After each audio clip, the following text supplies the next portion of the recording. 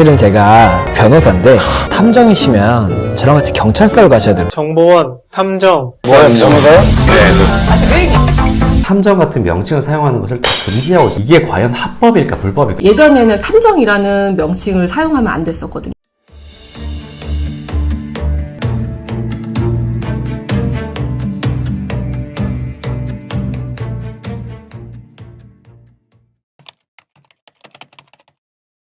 구독과 좋아요는 사랑입니다. 이름만 탐정이라고 하면서 심부름센터, 이런 심부름센터 말고 진짜 탐정이 되고 싶지 않으신가요? 인터넷과 유튜브를 보면 탐정이 수집하는 증거들은 불법이라고 얘기하는 그런 변호사들도 봤고, 한 발 더 나아가서 탐정 직업이 불법이라고 얘기했던 변호사들도 굉장히 많았습니다. 사실은 제가 변호사인데 탐정이시면 저랑 같이 경찰서를 가셔야 돼요. 같은 법 제40조 5호는 정보원, 탐정, 그 밖에 이와 비슷한 명칭을 사용하는 일은 금지된다고 규정하고 있습니다. 예전에는 탐정이라는 명칭을 사용하면 안 됐었거든요. 근데 이제 금지하는 조항이 사라졌고요. 또 하나는 제3자 타인의 사생활을 조사하는 행위를 업으로 하는 거를 금지하는 그 조항이 없어졌어요. 그러니까 뭐예요? 결국에는 흥신소가 불법에서 불법이 아닌 걸로 됐겠죠. 변호사는 이제 법을 직업으로 하기 위해서 이제 시험을 쳐야 되기 때문에 공부를 많이 하게 되거든요. 그렇기 때문에 일반인들보다 이제 법을 많이 알고 있는 것은 사실입니다. 그렇지만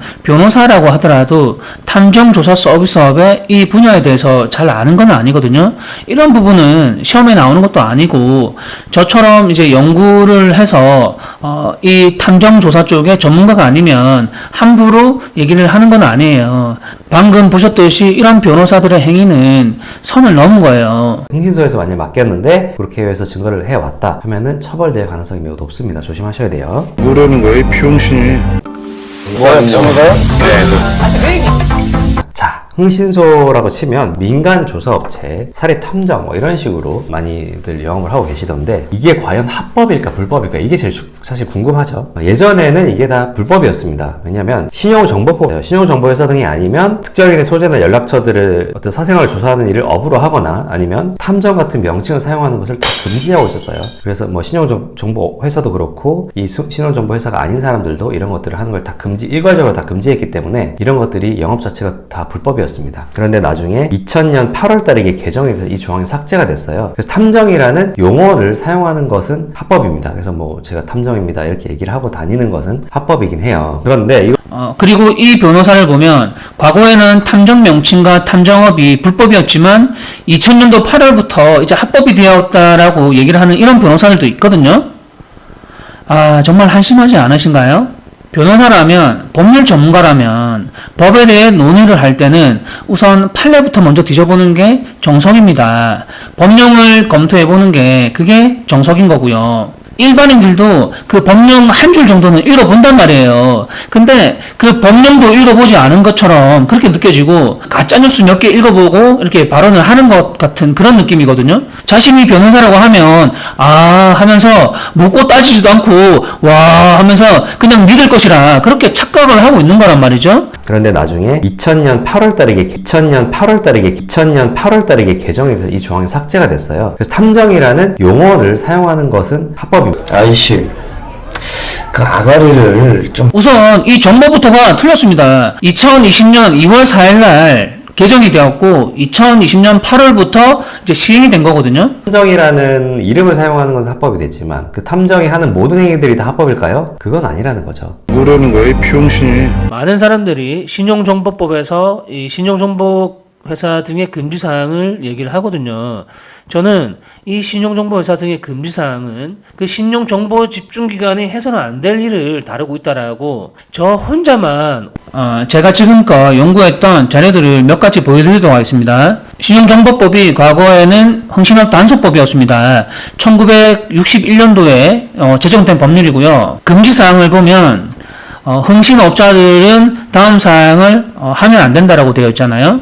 8호에 보면 흥신업자들이 탐정 명칭을 사용을 하면 안 된다라고 되어 있습니다. 이게 무슨 말이냐면 신용정보법이 흥신업담수법이었기 때문에 신용정보업자들은 탐정이라는 명칭을 사용하면 안 된다라는 그런 뜻이거든요. 그리고 1978년도에 이 흥신업단속법이 신용조사업법으로 이제 변경이 되었습니다. 그 신용조사업법 금지사항을 보면 신용조사원은 다음 사항을 하지 못한다. 신용조사원은 탐정이라는 명칭을 사용하면 안 된다라고 이렇게 표기되어 있잖아요. 모든 국민들은 탐정이라는 명칭을 사용하지 말라는 게 아니라 탐정업을 하고 탐정 명칭을 사용하지 말라는 뜻이 아니라 신용조사원, 채권 출신 회사라던가 신용정보회사, 이런 신용정보 집중기관에 한정하는 이런 회사들이 탐정이라는 명칭을 사용해서 건전한 신용질서를 어지럽히지 마라. 이런 법인데도 불구하고 모든 국민들이 탐정이라는 명칭을 사용하면 안 되는 것처럼 확대 해석해가지고 시청자들에게 오염된 정보를 이제 퍼뜨리고 있지 않습니까? 법률가라고 하는 사람이, 변호사라고 하는 사람이. 그러면 안 되는 거잖아요. 자, 그러면 탐정 명칭은 그렇다 하더라도 탐정업은 그러면 과거에는 불법이었느냐? 그렇지 않습니다. 이미 1994년도에 그 대법원 판례를 보면 당국이 탐정업에 대한 사업자 등록증을 받아주었다고 하여 신용정보법에서 금지하는 불법 행위를 하라고 한 것은 아니다. 당국이라는 말이 무엇을 뜻하냐면 한국 정부가 탐정업에 대한 사업자 등록증을 받아줬다고 얘기하지 않습니까? 탐정업에 대해서 허용을 했다라는 얘기를 대법원장이 얘기를 하고 있는 겁니다. 이 판례도 확인하지 않고서 이렇게 발언을 계속 했다는 얘기예요.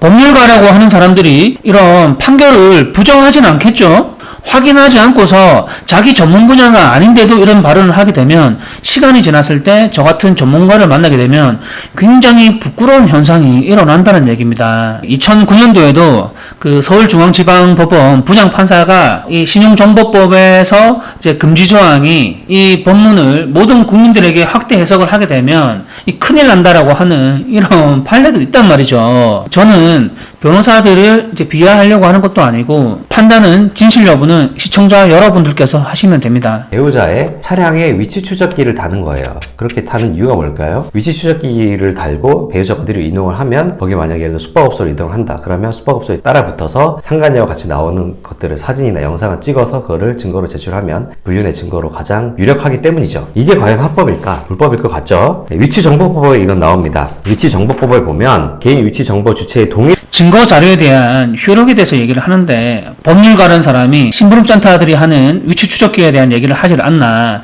하나부터 10가지가 전부 다 잘못된 정보들을 얘기를 하고 있단 말이죠. 그리고 뭐 어떤 법 하는 카페를 가보면 그 삼류 변호사들의 그런 그 사무장들이 운영하는 그런 카페에서도 뭐 이런 그 얘기들을 하면서 소비자들을 현혹시키고 있단 말이죠. 그 특징이 뭐냐면 이런 변호사들도 그렇고 이런 사무장들도 그렇고 그 민간 조사니 뭐 민간 탐정이니 민간 조사업체, 사례 탐정 뭐 이런 식으로 많이들 영업을 하고 계시던데 이런 사람들을 굉장히 싫어하는 것 같고 이제 혐오하는 것 같은 그런 느낌이 든단 말이에요. 그들과 저도 공통된 점이 딱 하나 있습니다. 저도 이들을 혐오합니다. 굉장히 싫어하고요. 이런 민간 조사 자격증, 민간 탐정 자격증 100개를 딴들 200개를 한들 그냥 혐오의 대상이 뿐이란 말이에요. 그들의 시선에는 그냥 이름만 탐정이고 심부름센터일 뿐이에요. 그렇기 때문에 이렇게 혐오하고 그들을 싫어하는 겁니다. 제가 7, 8년 전부터 한국 탐정의 직업에 대해서 불법성 프레임을 벗겨내고 불법이 아님을 정립을 했단 말이죠. 이것은 우리나라에서 활동하고 있는 불법 심부름센터들에게 탐정의 옷을 입혀주기 위해서 이렇게 정립을 한 게 아니고요. 유능한 탐정들을 양성하기 위해서 한국의 탐정사를 정립을 한 것이고 탐정 직업에 대해서 초석을 다지는 그런 작업을 했던 겁니다. 영화나 드라마에서 나오는 그런 놀라운 능력을 가진 그런 탐정은 없습니다. 운동선수에게 필요한 게 뭡니까? 노력과 땀밖에는 없습니다.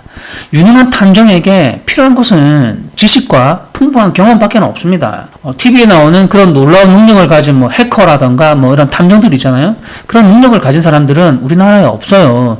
대부분이 다 불법 조회 브로커에게 뭐 수십만 원 주고 정보를 사고 팔고 막 이런 그냥 저렴한 수준 낮은 심부름센터밖에 없단 말이에요. 그런데 뭐 유튜브나 인터넷에서 이게 탐정이라고 이제 포장을 한단 말이에요. 전문가들은 이렇게 상담을 하다 보면 뭐 행정법이나 형법이나 형사소송법이나 민법이나 민사소송법이나 각 개별법의 법령들에 대해서 이제 내공이 느껴진단 말이에요. 공부를 무지하게 했단 말이에요. 그럼 판례들부터 수백 개, 수천 개를 판례를 보고 검토를 하고 그 경험들을 토대로 비교 분석을 하고 연구를 했단 말이에요. 혹시나 제 영상을 시청하시는 여러분들 중에 예비 탐정이 있을 수도 있을 겁니다. 저는 있다라고 확신을 하고 있습니다.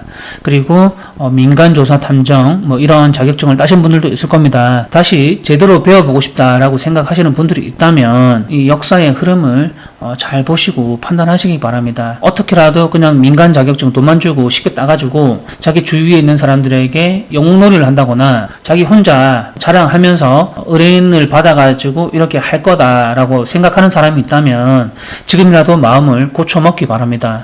혹시나 민간 자격증을 딴 사람이 있다면 자기 주위에 있는 사람들한테 자기가 탐정 자격증 땄다고 한번 얘기를 한번 해보세요. 아마 정신 나간 놈이라고 생각하고 비웃을 거예요. 이렇게 변호사들도 이제 수만 명의 변호사가 있는데 그 변호사들 중에서도 각자가 수준이 다 이렇게 다르단 말이죠. 탐정이라고 해서 다 탐정이 아니고 진짜 탐정은 우리나라에 30명? 20명도 채 안 됩니다. 그리고 저 같은 이제 경력을 가지고 특이한 케이스들은 우리나라에 아무도 없단 말이에요. 2017년도 지금으로부터 6년 전이잖아요. 대한민국 정부인 고용노동부가 박근혜 정부에서 이제 문재인 정부 한국의 그 신직업을 위해서 이제 프로젝트를 했단 말이에요. 국내에서 탐정 전문가가 누구냐 이 부분을 현대리서치에 이제 의뢰를 했단 말이죠. 근데 이 현대리서치에서 국내에서 탐정 전문가 한 사람을 이제 추천을 했는데 바로 저를 추천했단 말이에요. 그래서 제가 이제 고용노동부에서 주최하는 그런 그 초청회에 초대돼 가지고 이런 프로젝트에 대해서 이제 참여를 했던 그런 경험이 있단 말이죠. 그 6년이 지난 동안에 이 탐정 직업에 대해서 많은 연구를 했고 많은 시스템을 이제 보완을 했단 말이에요. 이러한 부분들을 제가 유튜브나 이런 인터넷에 막 퍼뜨리지는 않는다는 얘기예요. 여러분들이 제 입장이라면 이렇게 몇 년 동안 평생을 연구해가지고 이렇게 만들어 놓은 이런 연구 결과물들을 인터넷에 이제 막 퍼뜨리고 그렇게 배포하겠습니까? 그렇지 않잖아요. 당연히 자신이 가장 아끼는 제자들에게 알려주지 않겠습니까? 그 아끼는 제자들을 지금 모집하고 스터디를 하려고 하는 겁니다. 지금 신청을 하시는 분들에 한해서 제가 1차, 2차 확인을 해보고 교육을 받아도 되겠다라고 생각하는 사람들에게 진행을 하려고 하는 겁니다. 교육 신청은 언제 마감이 되냐면 한두 사람이라도 이제 면접을 보고 이렇게 선정이 되면 바로 이제 교육을 할 거기 때문에 지금 영상을 보신 분들은 망설이지 마시고 바로 신청을 하시기 바랍니다. 이미 버스가 지나가면 늦는다는 잘 알고 계시죠? 제가 자세한 내용은 제 채널 커뮤니티에 자세하게 공지를 할 것이니까 제 커뮤니티에 그 공지사항을 한번 읽어보시고 신청하시면 될 것 같습니다. 구독과 알림 설정을 해놓으시면 도움이 되는 정보들을 제가 계속 업로드를 할 테니까 다음 영상에서 또 뵙도록 하겠습니다. 감사합니다.